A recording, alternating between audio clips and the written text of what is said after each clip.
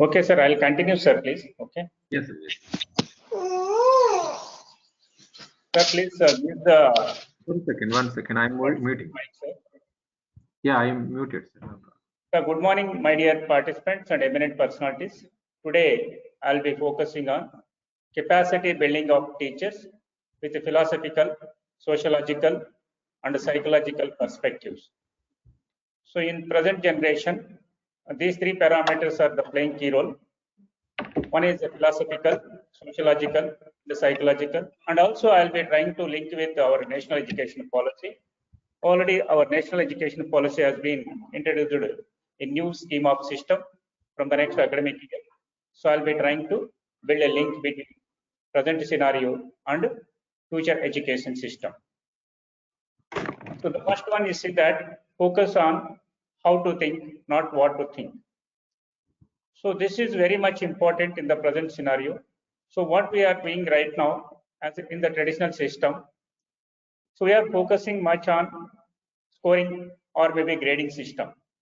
But my intention is what we want to think on how to do, how to solve, and how to implement, and how to make it as an innovative. So this is very much important in the present scenario. The same quote was quoted by our Prime Minister of India, Modi ji, in the recent conference. So focus on how to think, not what to think. In this connection, we'll be discussing the capacity building of teachers. That means, what is the first capacity? Let us concentrate on the capacity. The capacity is the ability to understand, do something.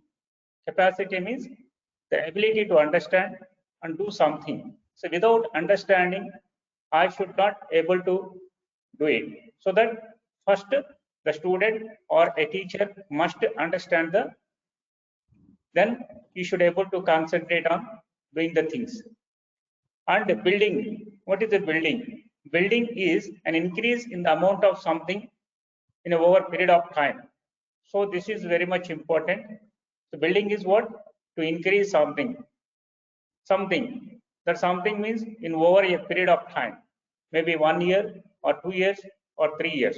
So this is what very much important. So as being a teacher, so once I joined in this organization, after some time, means after 3-4 years, I should prove myself with a little bit differentiation what I have the credentials at the time of joining. So this is what capacity building. So next, teacher needs analysis for capacity building. The teacher needs analysis for capacity building. We all having in our mind, so why they are taking the assessment or maybe any other things, you see that. Teacher needs for capacity building would be established in the following ways. The first method is student assessment. The student assessment is very much important. It helps us determine whether our goals are being met or not. So in this aspect, what I need to do, I have to design a proper assessment tool. So that is what we used to discuss in the process of the outcome-based education. So first, designing of the assessment tool, very much important, not simply to select 3-4 questions. Then the constructive manner, I have to design, and that pro forma I have to be collect from the student. Then I have to go back to that pro forma, what they have filled. On the basis of their information, I have to make a consolidation, and again I have to find out where the weaknesses are there and what are the strengths are there. On the basis of the weaknesses and strengths, I have to be considered, and I have to be improve myself as a teacher in the forthcoming for the next batches. Are we teaching or thinking we are teaching? This is what you see that we are having. And the teacher assessment, a specific feedback. You know that the specific feedback, we are collecting always some feedback from the student or from other stakeholders directly or indirectly. This is what importance, So when we are collecting the feedback about the teacher means, that is more helpful for the improvement of their future. So that what we need to do, why I am collecting the feedback is assessment about the teacher means for identification of the strengths or weaknesses among the teachers, and that information very easy to. Please, sir, noise వస్తుంది, sir. Sir. Yeah. Please, sir, mute all the participants, sir, please. Yes. So, teacher assessment.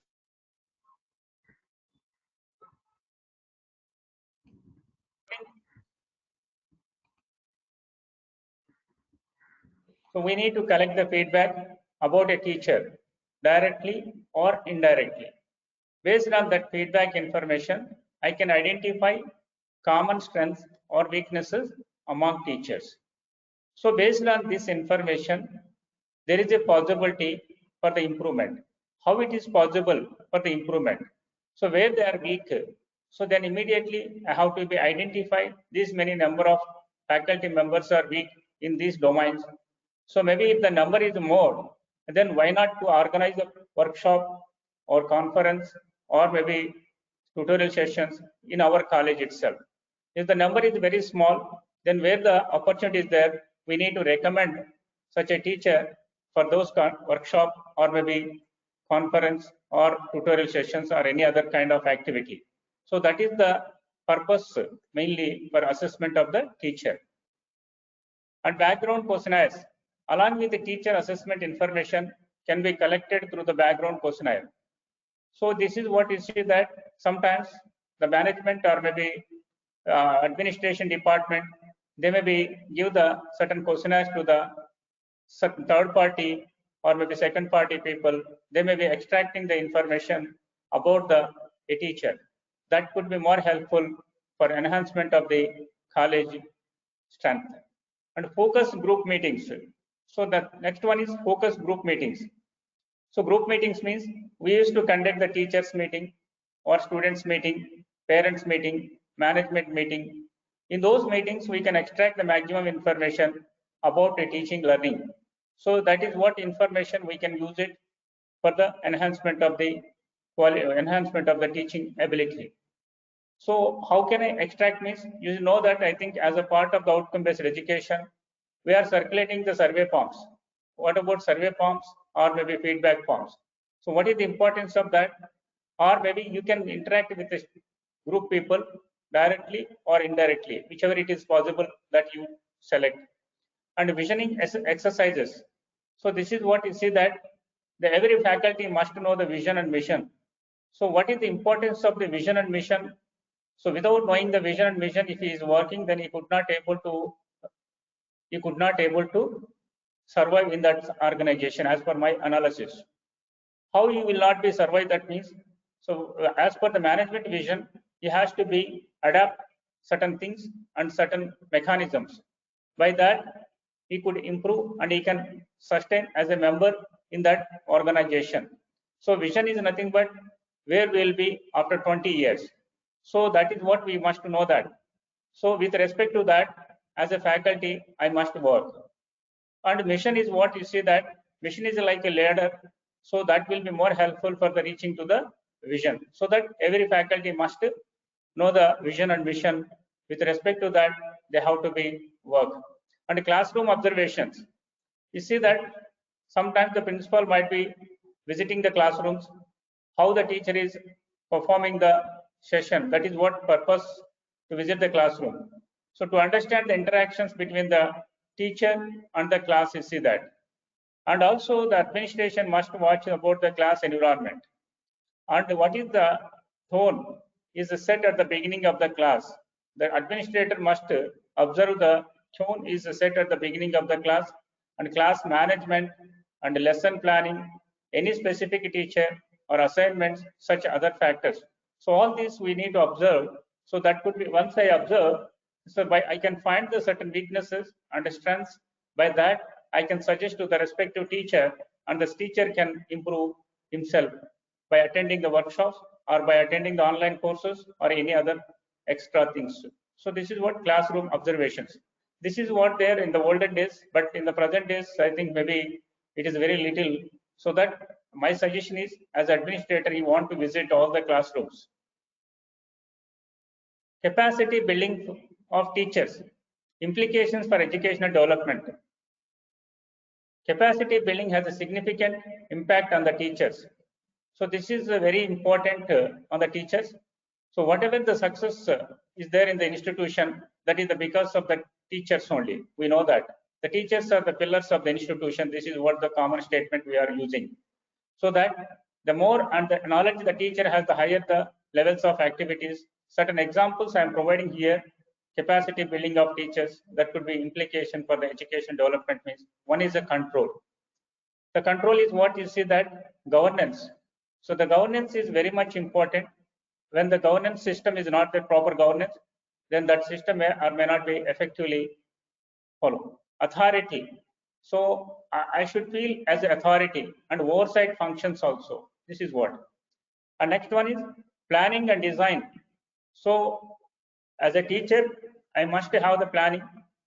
As administrator, I must have the planning for the next laboratory establishment or etc. And design. Organization of work area and strategies, equipment and resources to be used. So this is what, as a being a teacher, we are all thinking about just only I have to take the class, I have to complete the class, I have to evaluate the marks and I have to go back to the home. That's not the part. In addition to that, what we need to do, we want to identify what are the resources are required as per the current curriculum or maybe new curriculum. With respect to that curriculum, I want to identify the equipment, and for that equipment, I have to be submit a proposal to the department. The department has to be forward to the management. So this is what as a teacher. So that is what improvement of the teacher. So not only the equipment.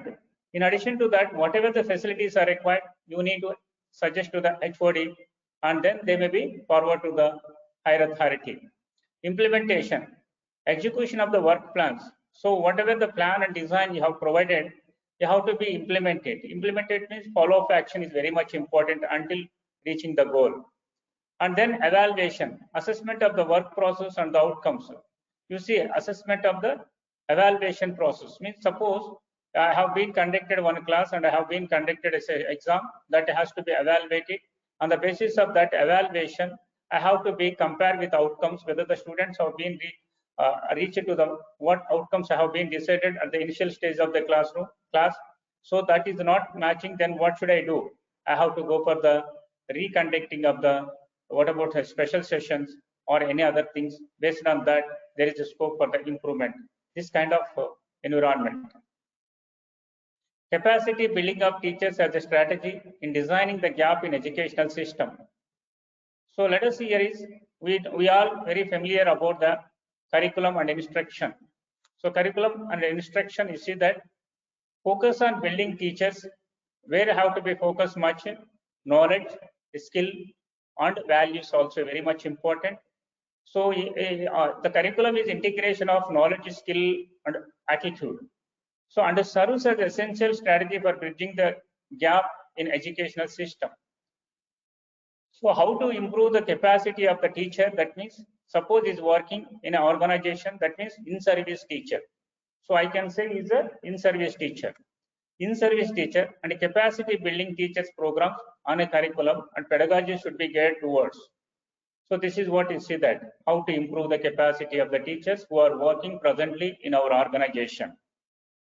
So with respect to the on curriculum and pedagogy. So this is very much important. Maybe every time the curriculum might be changing. So when the curriculum is changing, then I should take care of about my teachers.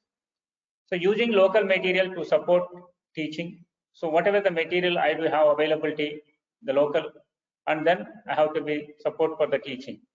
Integrating technology across the curriculum. So what about you see that integrate the technology means, now in this corona situation, we are utilizing maximum the technology for fulfilling of the requirements of the syllabus completion. So what technology we are using right now? You see that online, Zoom, GoToMeet, Google Meet, or many other. In addition to that, what we require, animation also you can use it, or YouTube channel you can use it, or any video offline records you can forward to the students. So that kind of technology is very much important for fulfilling the requirements of the curriculum. So this integrating technology. Using learner-centered approaches to teaching and learning. So we want to use the centered learning approaches. What are the examples for the student-centered learning approach. We all have the experience with the teacher-centered approach and student-centered approach or learner-centered approach. One is experiential and inquiry learning. So what are the examples for the student-centered approaches means? One is by mentoring only. First, I have to be contact with the student. I have to be identify unique personalities of the student. Once if I identify the unique personality of the students, like as an individual student, I have to be identified, and then I have to be find out the commonality of the among the students. I have to make into 3-4 groups of the total strength. Then I have to give the task with respect to their interesting, their ability, their strengths. So for the respective group, this kind of environment we want to create in the classroom. That process is called student-centered approach. So what we are doing right now, once the students are sitting in the classroom, straight away we are entering into the class, and then we are starting the teaching, and then we are completing the syllabus. That process is not a student-centered approach. That is what teacher-centered approach. Student-centered approach means, so I have to be identify the unique personalities of the each and every student, and I have to be segregate into the 3 or 4 groups, and then as per their group strength, I have to be identify the task, I have to be assigned to that respective group. So such a system we want to create it in the education. But in the present scenario, we are not taking any interest of the student. We are not taking any interest of the student. Simply, we are completing the syllabus and conducting the examination. Even the mini project or major project also, we must give the choice to the student. When I'm giving the choice to the student, that system is called student-centered approach. When I'm not giving choice to the student, that system is called teacher-centered approach. So that is what dictatorship. So that we must encourage a student-centered mechanism in the classroom. Teaching for sustainability in education. So you know that I think this is sustainability. So effective classroom management and assessment. So effective classroom management means, so when I start the class, what should I do? I have to concentrate on a whole batch. At least 1 or 2 minutes, I have to look into the around 280 degrees angle. So why should I look into the 280 degree angle means? So I need to observe what the students are doing, whether they are attentive mode or not. So once they are attentive mode, then you should start. And again, while teaching, as a teacher, I should observe in 280 degrees angle. On the basis of that, I have to be assess whether the students are following my session or not. So that kind of process we want to apply in the classroom. Teaching for social justice. So social justice strategies for upholding the standards of the profession. So you need to develop the certain strategies for your profession, whatever the strategies are there for teaching learning. I think you might be seeing a number of strategies are there. One is if the student is not able to understand in a single time, then what I need to do? I have to be recorded, and I have to that video I have to be forward to the respective student. Then he can go back again. He can rethink. Oh, this is the concept like that. We want to develop such a facilities. Provision of customized technical and scientific training on real-world experience and evidence-based practice. So then here is what about you see that. So whatever the scientific training is required here with evidence-based. Evidence-based means example. If I can give the example for the certain concept, then they feel, oh, this is what like this. Otherwise, without example, if I teach, that may or may not be effective. So that for every concept, I must give the example. Building teachers' capacity on competency-oriented education. So competency orientation means this is what I will be going to share with you in the end of this presentation. What is the competency oriented? Offering of capacity workshops and training, technical packages which will help the teachers to reform initiatives really successfully see that. So what we need to do at the end of that, with respect to our curriculum and assessment, we need to conduct a special sessions or maybe workshops for the faculty for the building, for the capacity building of teachers. That means workshops or training or tutorial sessions or brainstorming sessions or any technical sessions or laboratory sessions, etc. Institutions responsible for capacity building of teachers. Who are the responsible for capacity building of teachers means institutions. So what are the institutions? You see that in our India, So one is if I'm working in X institution, X is also responsible. At the same time, X is approved by AICTE. X is affiliated to the JNT University. X is under the control of higher education of the state government. X is under the control of any other body, UGC. So that when I'm under the control of all these bodies, they are all responsible for the capacity building of teachers who are responsible as per our higher education system. UGC is responsible, AICTE is responsible, NBA is responsible. When I applied for the NAC also is responsible, and university is also responsible, higher education is also responsible, and our education institute also responsible. Why they are responsible? They are all interlinked to this, so that they have to be concentrate on capacity building of the teachers. For that purpose, you see that the present days capacity building of teachers is in-service training consisting of the short-term courses that would offer teachers new information on a particular aspect of his work. You see, so why we are conducting these are the programs, you see that because of those institutions are responsible. So this is the workshop which we are attending right now. This is also for the capacity building of the teachers. So this is the taken the initiation by which institution, AICTE and your institution. So both collaboratively, this is what organizing. For what purpose? For capacity building of a teachers only, in terms of the enhancement only. So that is what you see that. In addition, the following institutions are claimed to give professional training. You see that AICTE Atal. So this is what you see that now we are attending. This is AICTE program. Like NITTT are also sometimes organizing programs. UGC, HRDC also organizing workshops. Universities also organizing, etc. All are responsible for capacity building. We all have a doubt, sir, why the AICTE is sponsoring funding for the workshop or maybe training program. So because of it is a higher authority, it is a higher body too. So it is our parent, so that they are also responsible. So that AICTE is sponsoring or UGC may be sponsoring, NITTT organizing like this responsibility. So institutions responsible for capacity building of teachers. For what? In service teachers. Sociological basis of teaching. What about sociological basis of teaching? A teacher should understand students on social perspective as different regions and culture. The students are coming from the different regions and different culture. So that what I should do first when I enter into the class. So that is what we want to interact with every student personally.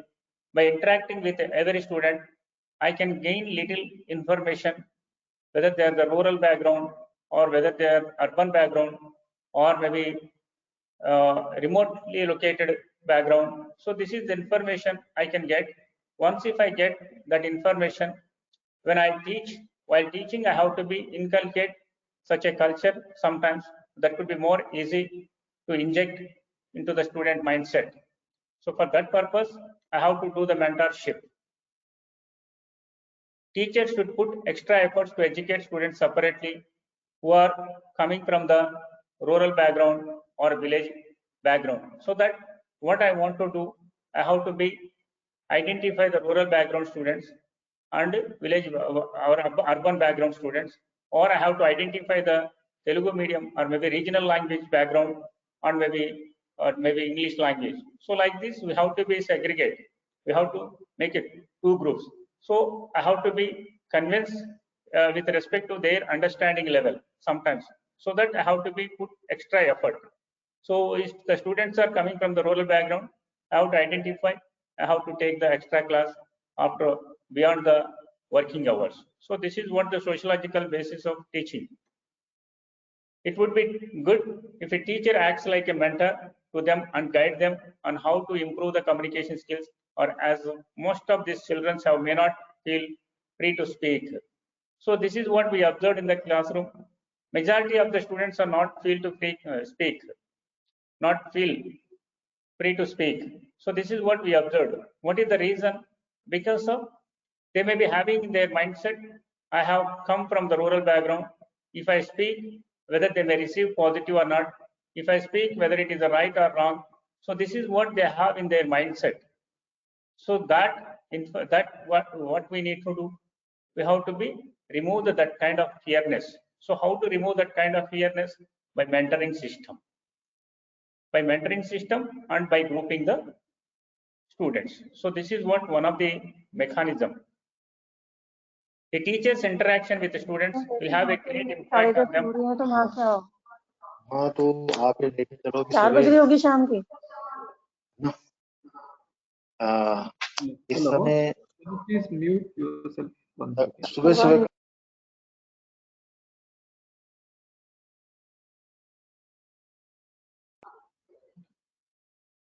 A teacher's interaction with the students will have a great impact on them, and this helps to shape their lives. You see that?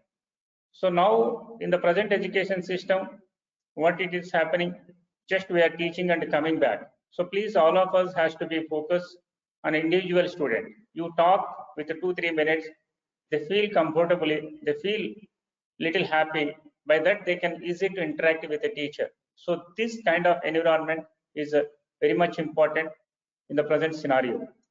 And these students from background regions, with the help of teachers, can be in a good position in future, and they can inspire other students in their region also. So this is what the mechanism we want to apply, sir, as per their religion and their culture and their region. We have to be considered, and then we have to be speak. Philosophy of education.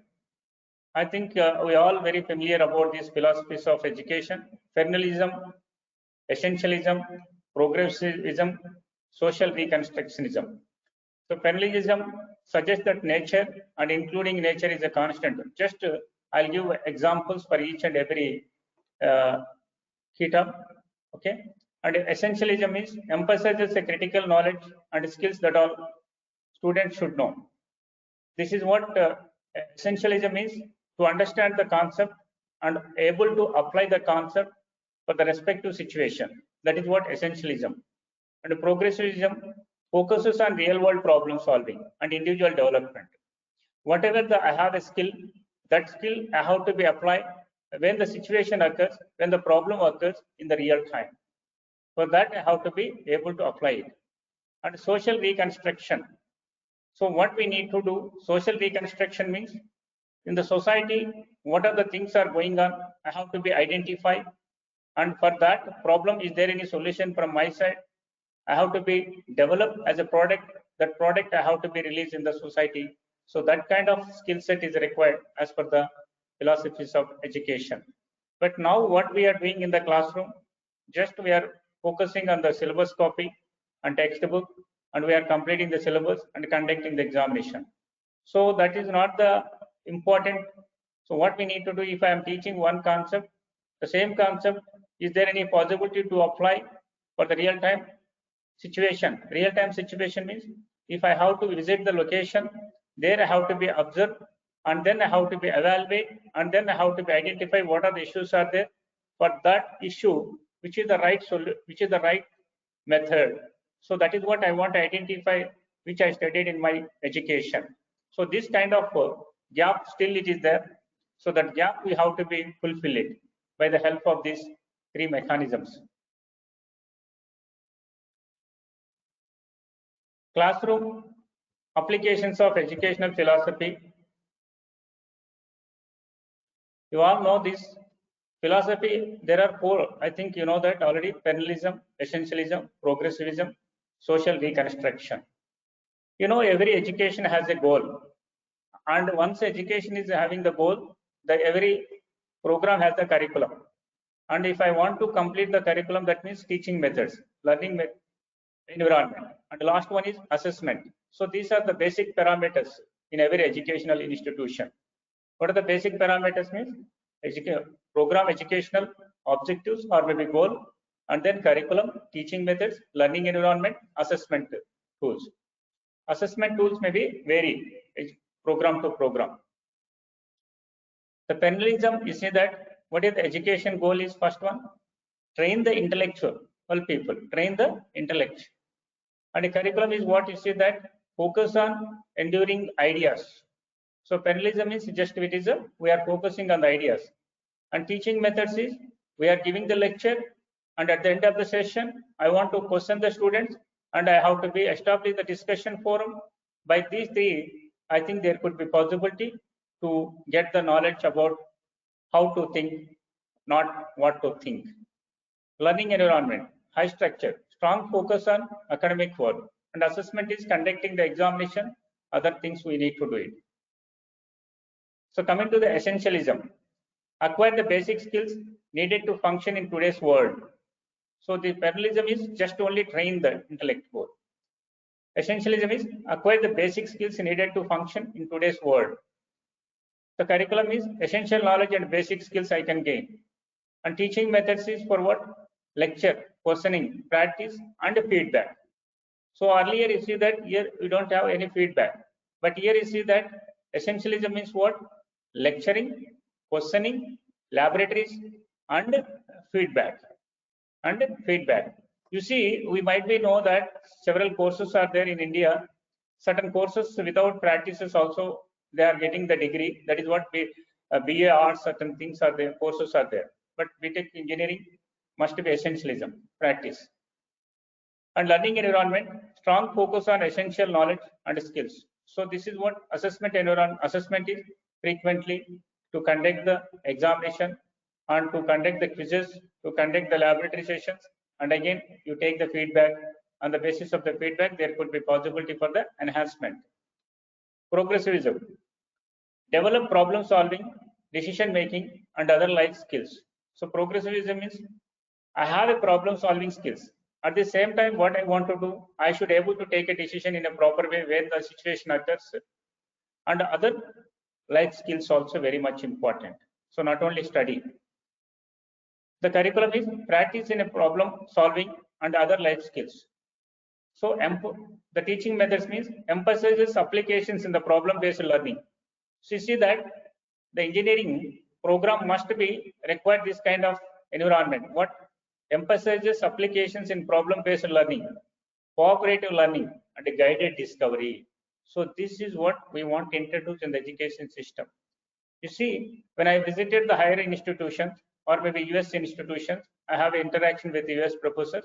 What they do, they teach only 20-30 minutes and they concentrate on practicing more. So that is what we want to emphasize this in our education environment. Next, learning environment is democratic, collaborative, emphasis on learner responsibility. So this is good. Social reconstruction, contribute to the creation of just society. So what I have been gained with that, I have to be contribute to the society. And a curriculum must be social issues. So I have to be considered while framing the curriculum, social issues. And what about teaching methods? Discussion, collaboration, student projects. So next one, learning environment, model for equity and justification. So at the end, what about that? Examination, etc. You see that. These are the classroom applications of the educational philosophies. So which we are applying, that is what we need to analyze it, and which is the right one with respect to the curriculum, with respect to the philosophy, with respect to the goal. So this is what you see that. So I think we are very familiar about program educational objectives. When we have the program educational objectives, with respect to that objective, I want to choose whether should I go for the parallelism or essentialism or progressivism or social reconstructionism.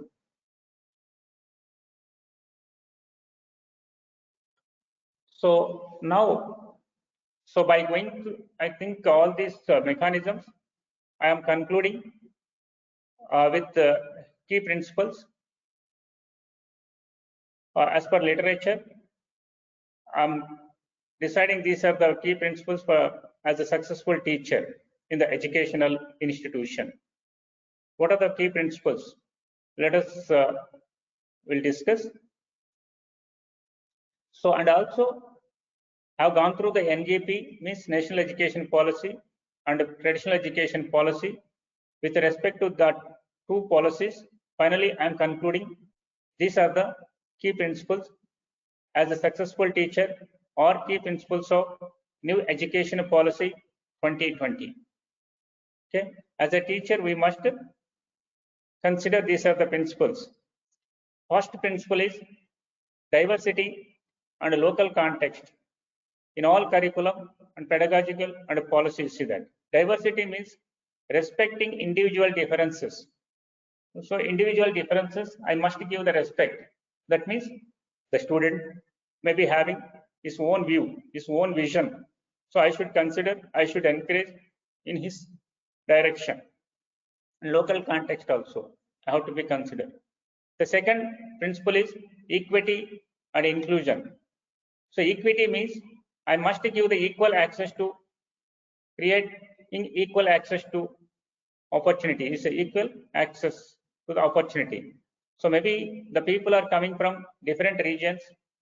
So I must encourage all the students. I must give the equality, all the regions, all the culture, etc. And inclusion. So experiencing sense of belonging and feeling valued. You see that.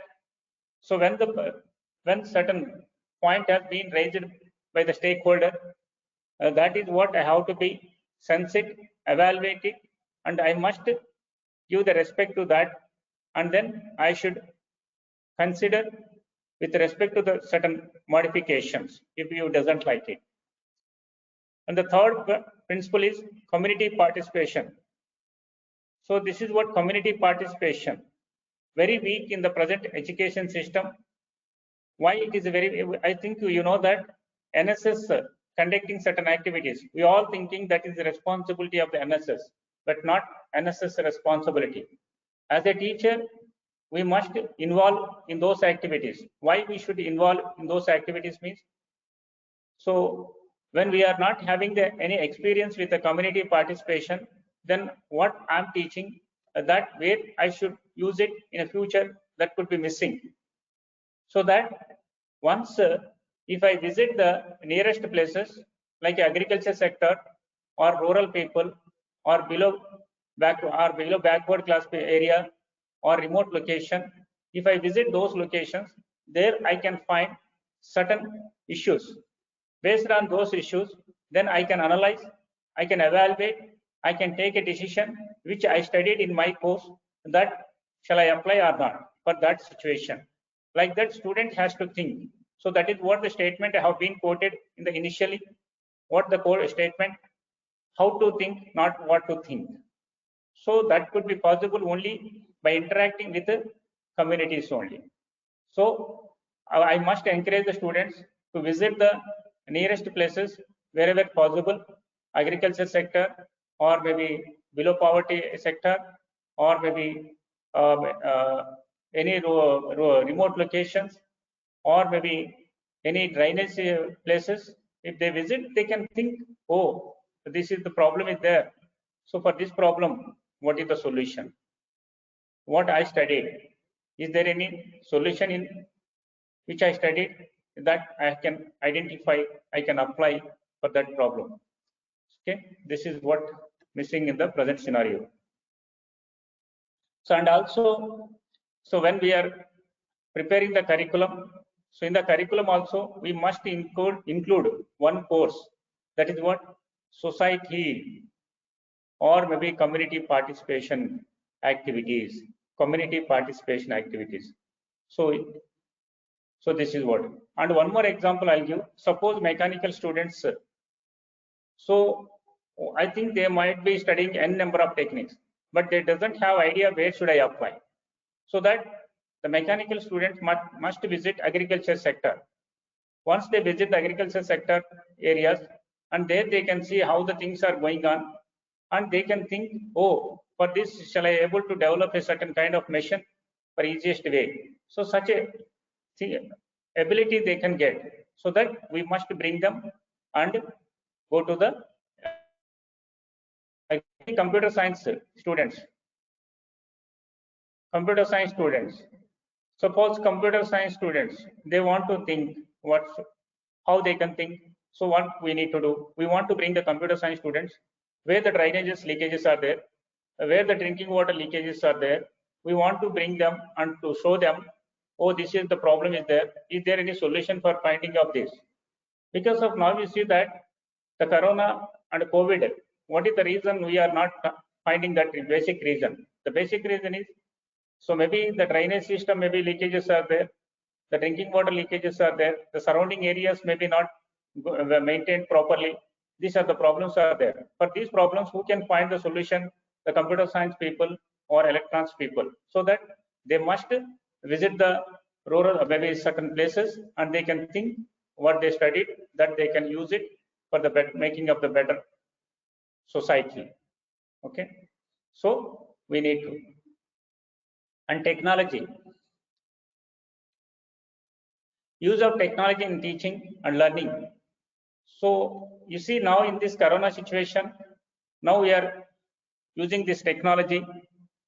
So with the help of the technology, we are able to managing the everything. So what technology we have? Zoom technology, GoToMeet, Google Meet, etc. Many are there. And also one more point, removing language barriers. How it could be remove language barriers? You see that if I am very rural background student, I'm not able to understand the what you are teaching. So in that case, what I can use the translators are available in a Google search engine. So just they can type it the English sentence in the that there are certain translators are there that could be translating it to another language. So then they can easy to understand like that. The student is easy to understand. And for Divyanga students, you see that how it could be helpful. How it could be helpful. Means suppose deaf and dumb people are there. Maybe one set of people may be deaf problem, another set of people may be dumb problem is there. In that case, what we need to do, I have to be record the video lectures and I have to be uploaded. So then they can listen, they can understand the concepts. So such a tools we need to use it.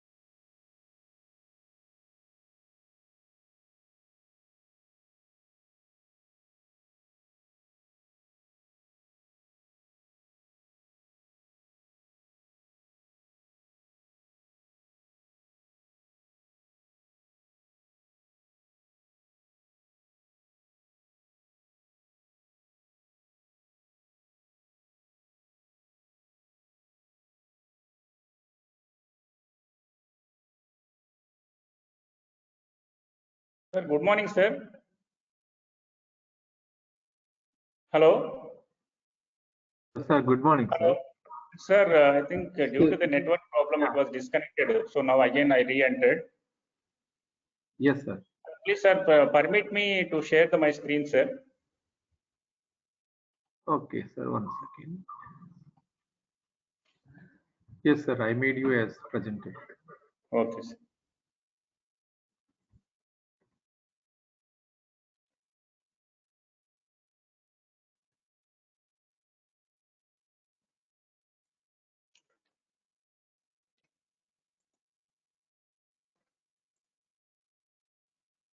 Is it visible, sir, please now? Sir. Sir, screen is visible? Yes, sir. Yes, sir. It is visible, sir. Okay, now technology. The title is a technology, sir. Okay. Sir, my voice is audible and the screen is visible. Yes, sir, it's visible, sir. Yes, sir. Thank you, madam. So technology. So for Divyanga students and for educational planning and management. So I think we all have experience with this technology. And again, you see that the smart city, how the smart city, the city can convert into the smart city means with the help of the technology only. You see what the technology is, smart energy. Smart energy means what you see that we are all facing the problem with the power energy. So the power may be wasting some places and some of the places may not be able to get sufficient power. With respect to that, what we need to do, artificial intelligence concepts or machine learning concepts, I think maybe going to play the key role for the smart energy system. Even for the education system also, AI and machine learning techniques are going to play the key role. How it could be playing the key role means, so in the next generation, I think you can find the hybrid teaching learning, not only offline or maybe online teaching.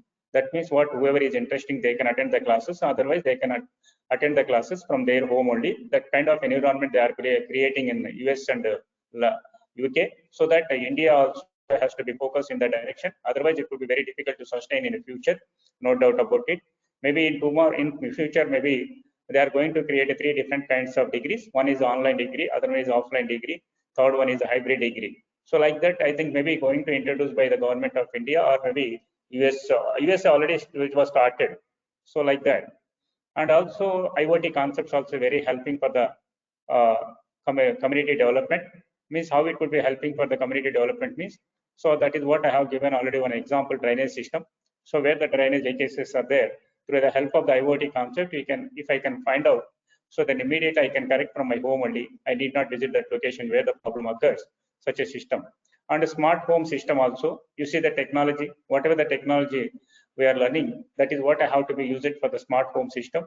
Because now you see that in the present generation, both are employees, so that they may be going out, their children may be living in their home, or maybe their parents may be living in their home. Who is taking care of them? What is the position of their condition? So that information we can predict with the help of the sensors and CCTV cameras. With the help of those systems, we can easily to assess and evaluate. We can be happily work where we are working. So that system is there. Smart mobility and smart healthcare system also, you see that healthcare system. So now the government has been initiated digital healthcare system. With the help of the digital healthcare system, which I required, I can get everything from my home, not major things only, minor things I can get. Such a system are going to develop in the present generation. Next is a deep conceptual understanding rather than rote learning and learning. So now you see that we are all focusing on the exam orientation. Oh, my syllabus is completed. I have conducted the exam. I have evaluated the answer scripts. I have submitted the marks. So that's not enough. Please, what we need to do? Deep conceptual understanding. So suppose if I am handling one session, that is what Navy-based algorithm. For example, in a machine learning, what I want to do, first I should give the definition of the Navy-based algorithm, and then I have to give the algorithm step-by-step process. And the Navy-based, I have to give the applications of Navy-based algorithm, and then I have to select one data set. So the data set maybe belongs to the weather forecasting, or maybe student performance forecasting, or maybe any other forecasting. So such a data set I want to take it, and then the data set I have to be divided into two segments. One is a trained data, other one is test data, and again I have to be apply my method on the trained data. Once I develop a model, that model I have to be tested with the test data, and finally I have to be conclude. So what is the performance of my model? Like that, we have to be teach. That is what deep conceptual understanding. Once if I apply for the weather forecasting data, in similar way, I have to give an assignment to the students. So you need to work on maybe student performance forecasting or any other example. So like that, we want to encourage the students in the classroom. I must teach only for one example and we must encourage minimum 3-4 examples for the same topic.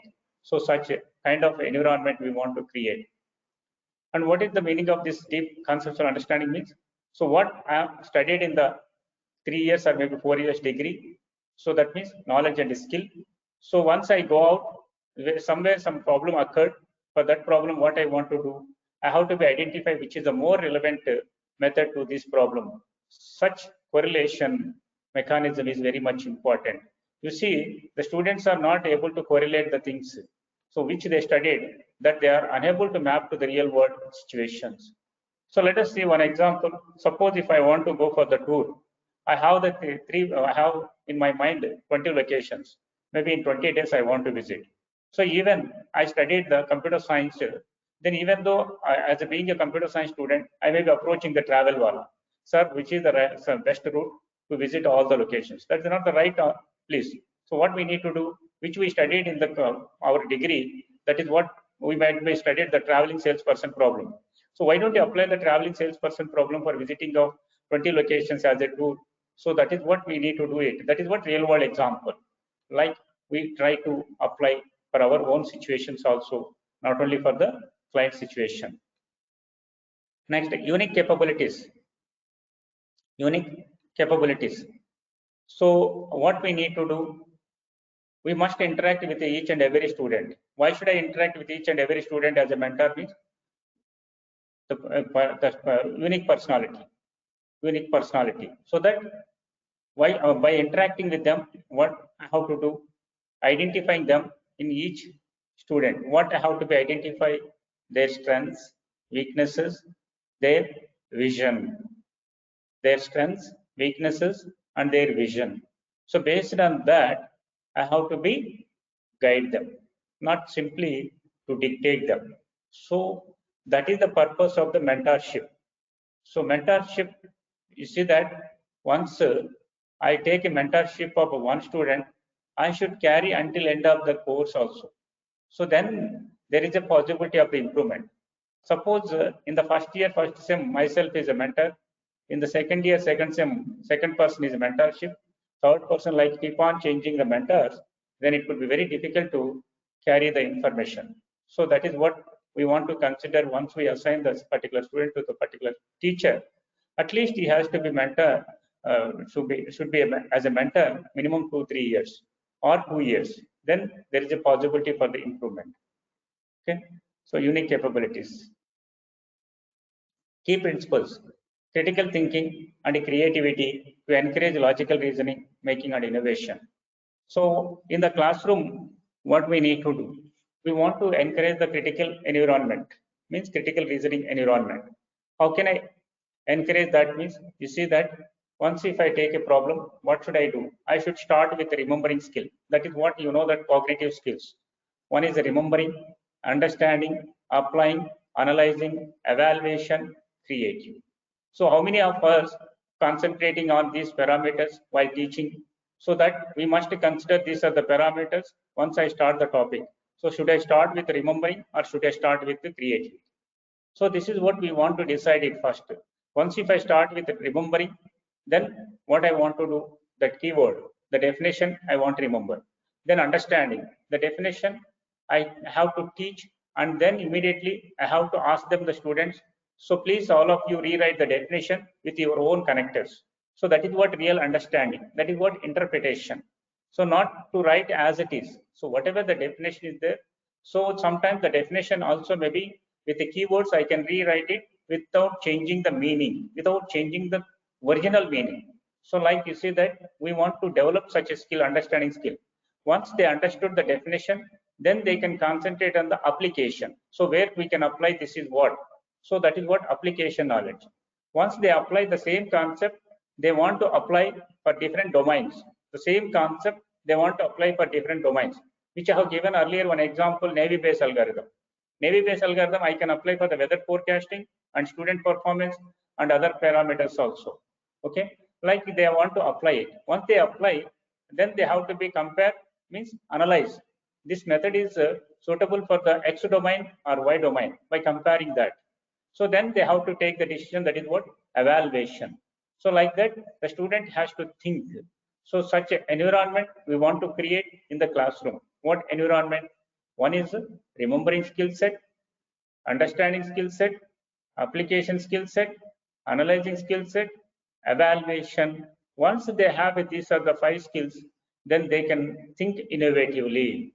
Without these 5, then it could be very difficult to think innovatively. So this is what you see, that's critical thinking.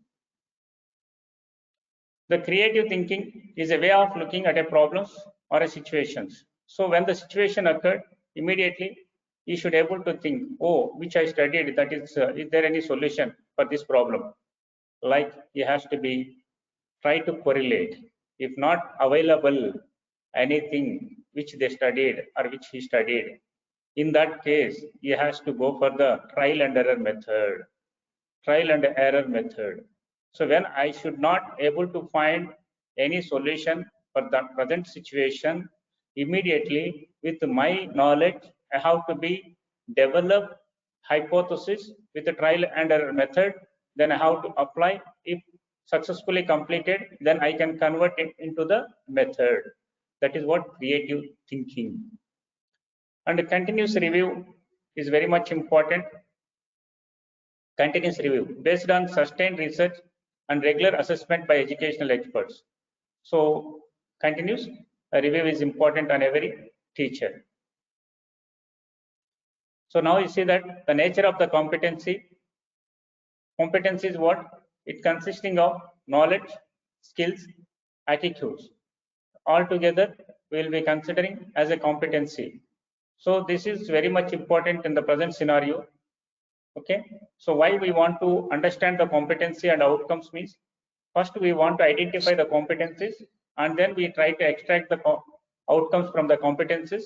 This is what the direction given by the AICT also. Please all of you go through the AICT website.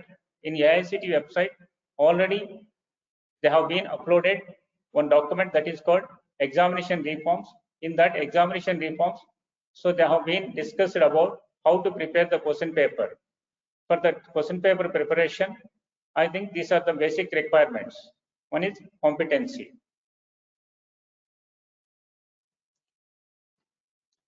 So traditional versus performance-based.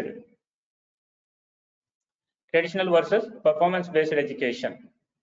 You see, this is what traditional education system we have right now and performance-based learning system.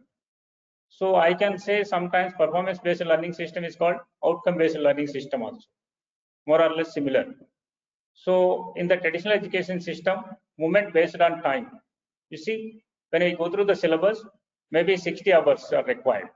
So for the completion of syllabus, we are focusing on the time based. So I must require minimum 45 to 60 hours for the completion of syllabus. But you see that whereas in the performance based learning means movement based on performance.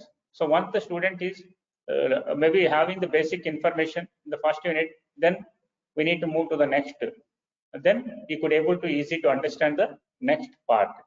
But so in the traditional education system, just we are completing the first unit, then we are moving to the next unit whether all the students understood or not. We are not concentrating much. The second point, in the traditional learning happens only in the classroom. You see, in the present scenario, the student is learning only in the classroom where we have the interaction, you see.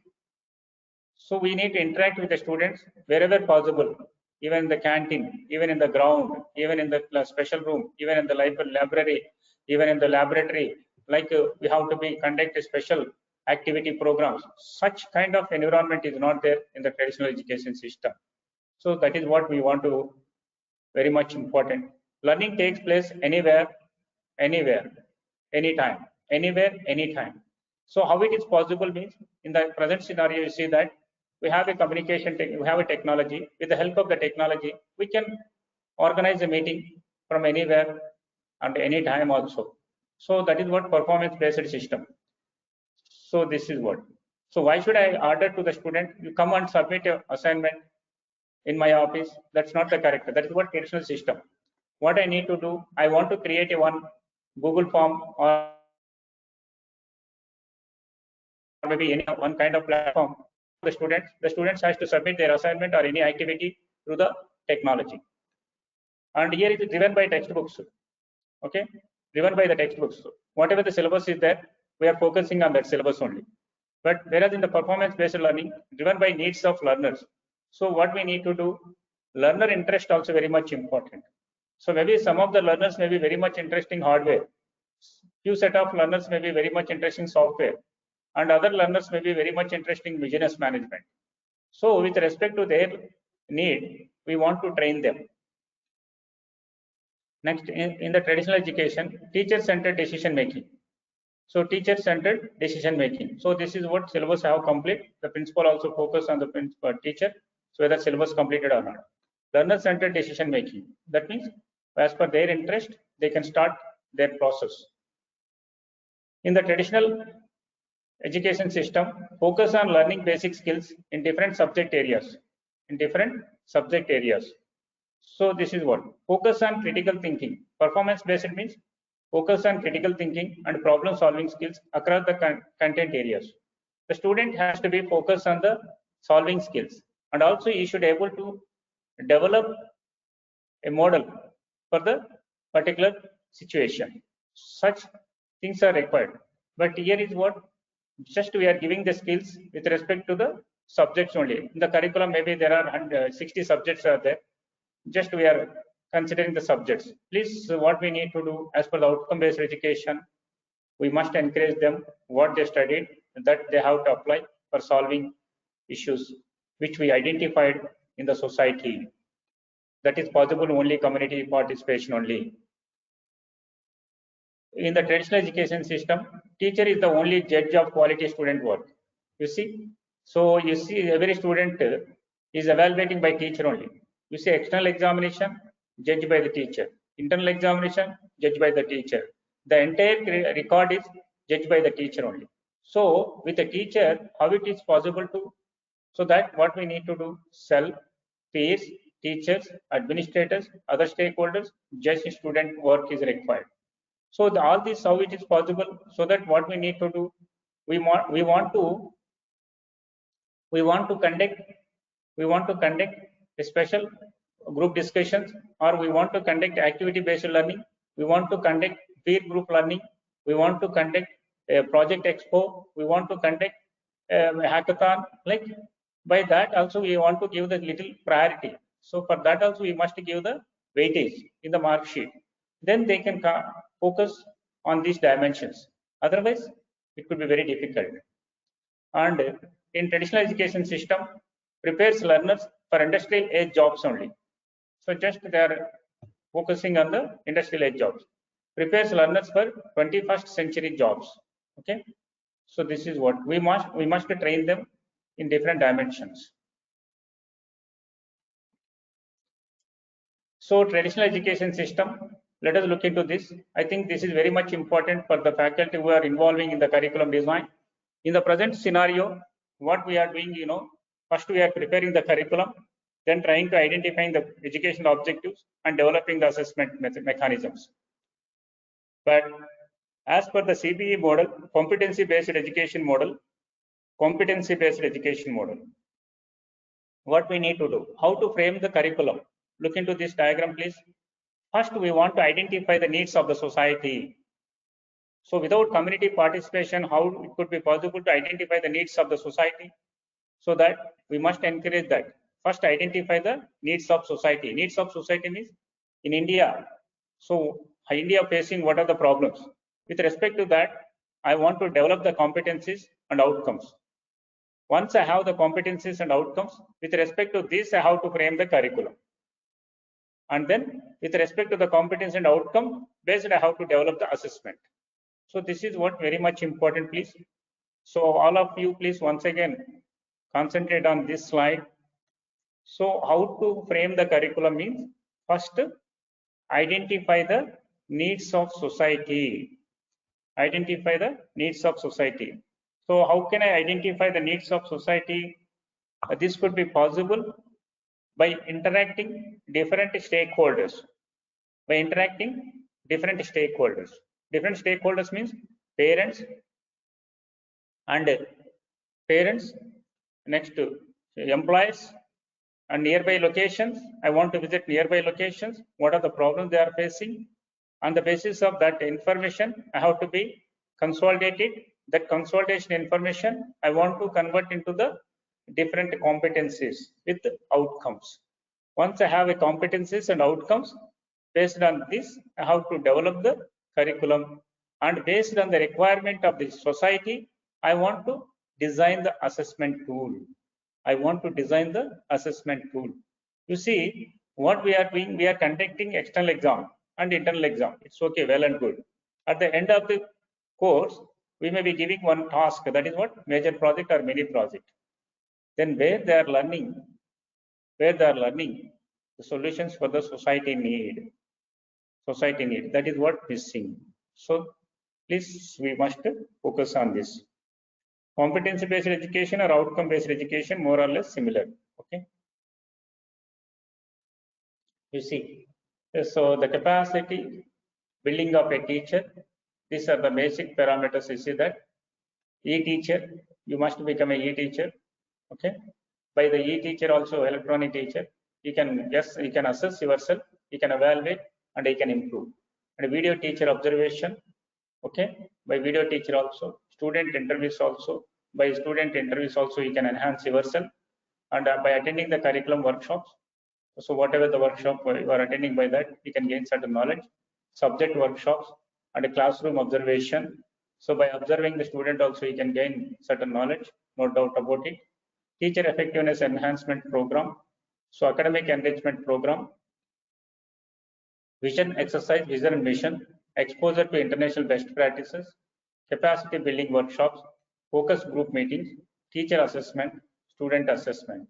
So these are the parameters are helping for the capacity building of a teacher. So even if I record a video lecture, by that also I can enhance myself. How can I enhance me? Once if I upload the video lecture in the YouTube channel, I may receive the comments. With the help of the comments, there is a possibility for enhancement of my skill set. Or I have to upload the content. By uploading the content, maybe by going through the content, some of the third-party people may comment on that content. By that also I can find my strengths and weaknesses. So this is the way. These are the ways to capacity building of the teacher. So in every aspect, the teacher can improve in every aspect. So even you see that if I evaluate the question answer script, by evaluating the answer script, sometimes I used to enhance myself. How I can enhance means how the students are writing in a different ways. In a different ways means by their own interpretation without changing the meaning. So there also we can learn the things how to interpret the information. That is what real understanding concept.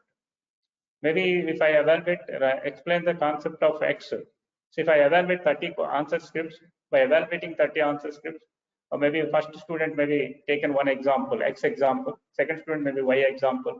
Like that, I can gain maximum number of examples if I evaluate the answer script also. So in every aspect, there is a possibility for the enhancement of the information. Thank you, one and all. Thank you, one and all.